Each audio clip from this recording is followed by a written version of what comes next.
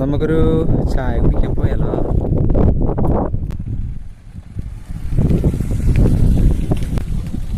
ഇങ്ങോട്ടാ വേഗം മങ്കേ. അവിടെ ചായക്കടയിൽ ചായ കുടിക്കാൻ പോകാനാണോ നീ ഇത്രയും മേക്കപ്പ് അടിക്കുന്നേ?